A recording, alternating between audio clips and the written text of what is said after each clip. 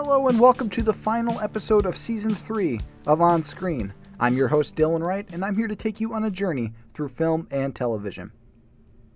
So this is the last episode of Season 3, and I could not be more excited to share this next topic with everybody, because this is a show that at first I was not a big fan of. I could honestly say that it bugged me at times. There were characters that I thought were too poorly written, and I just couldn't get into it. But then I fell in love with the show. It grew on me, it grew in my heart, it tugged at my heartstrings, and the show is The Gilmore Girls. Yes, I know, Gilmore Girls, you hear a lot about it recently because it just had a reboot on Netflix called Gilmore Girls: A Year in the Life, and also the creator of the show, Amy Sherman Palladino, recently released a new show, The Marvelous Miss Maisel, on Amazon Prime.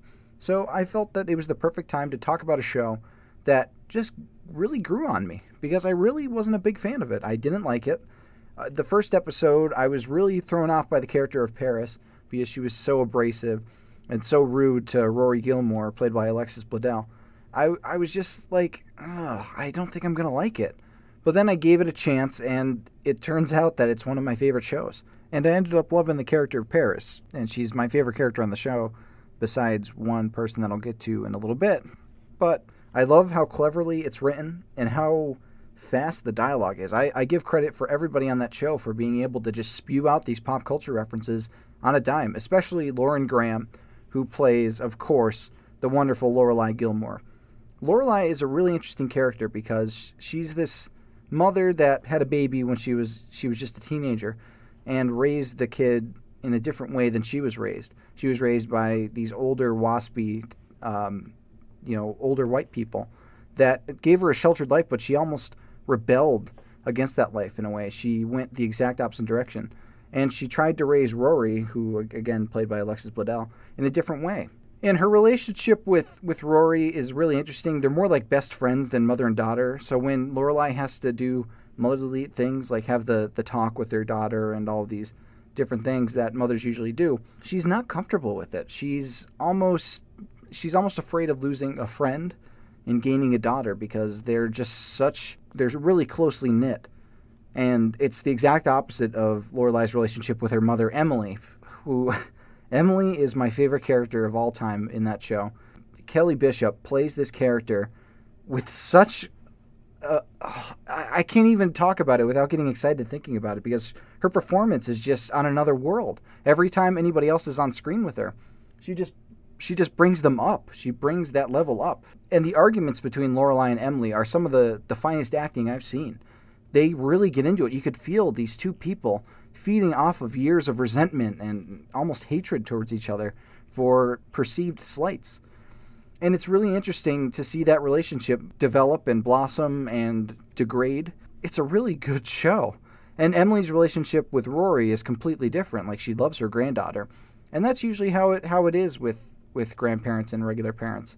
You'll usually have the grandparent doting on the grandchild, whereas they might not have been so loving, not quite the word I want to use, but been so giving with their actual child. And you could see a resentment grow in Lorelai that she wasn't treated in that way, but that's neither here nor there. And the show is just filled with amazing characters like Luke Danes. Luke Danes is a great character. He's such a curmudgeonly grump that just hates the world in a way, and he is so anti-Stars Hollow, which is the town they live in, because this is a town full of nuts and whack jobs and people that are crazy that you would never see anywhere else.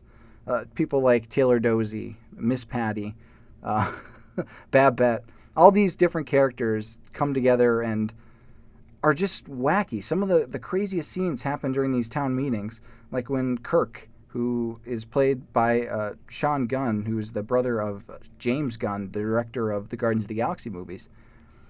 These characters are just crazy, and it's funny to see the wild antics they get up to in the background, and they're never usually in the forefront of episodes. So you see them doing something wacky behind a serious conversation that Lorelai and Rory might be having, and it's hilarious. It's great. Like there's an episode where where someone's protesting and they're on the church steeple. And he brought a banner, but he accidentally unfurled it backwards, so you couldn't see what was written on it. And as he tries to turn it around, the banner falls. So then he just tries shouting the thing to the people, and nobody could really hear him.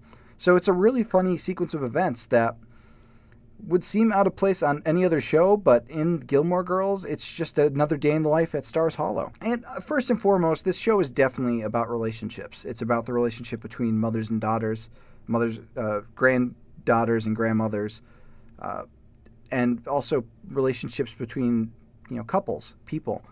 Everybody always talks about Rory's boyfriends, and it's always whose team are you on? Are you on Team Jess? Are you on Team Dean? Are you on Team Logan? Whose side are you on? Who do you want Rory to end up with?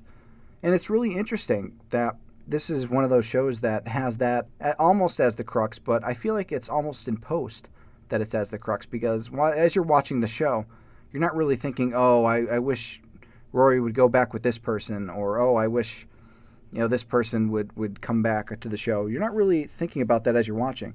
It's usually after you take it all in and you look at the different options that you see. You know what? I think she was happier with this person, or oh boy, she shouldn't have ever been with this person. It's in our nature to ship people, to pair them up and see who's better with who. Lorelai has a bunch of boyfriends that you're like, oh well, I wish she was still with this person, but it's mostly Rory, which is really interesting. And sadly, I don't feel that Alexis Bledel's performance is as strong as the people surrounding her. When she's having a conversation with, say, Lauren Graham as Lorelai, you could see her struggling a little more than the other actors. And honestly, I don't blame her, because it's really tough dialogue. It's some of the wordiest dialogue I've ever seen in my life. They talk a mile a minute, and they're spouting all these really obscure pop culture references that most of the audience probably doesn't get. I don't get them, and I like to think of myself as pretty well-rounded in the pop culture universe. But you could tell that Alexis Bledel is really trying to remember her lines as she's saying these words. And honestly, she's one of the youngest in the cast, so I can't blame her for struggling to quite get across the character. But I feel like it's more than made up for in the performances of Kelly Bishop or Lauren Graham. Those two are just mind-boggling on screen, how amazing they do and how well they just be these characters. They are these characters, and they embody them really well. One of the things I really enjoyed in Gilmore Girls was seeing all of the guest stars pop up. Nick Offerman, who ended up being Ron Swanson on Parks and Recreation, first appeared as Jackson's brother in Gilmore Girls, and it's really weird seeing him as this southern sleazeball. It's really interesting, the complete opposite of Ron Swanson. And even Melissa McCarthy was on the show as Suki St. James, and she plays a completely different character than what we know her as today.